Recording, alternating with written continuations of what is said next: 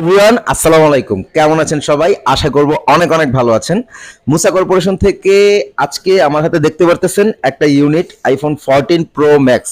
Recently হয়তো আমরা একটা ভিডিও দিছিলাম আইফোন 14 প্রো ম্যাক্স অফার প্রাইজে।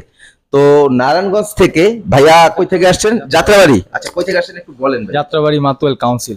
যাত্রাবাড়ি মাতুয়াল কাউন্সিল থেকে কিন্তু 14 প্রো ম্যাক্স এর কিভাবে আসলেন আসলে মুসা কর্পোরেশনে?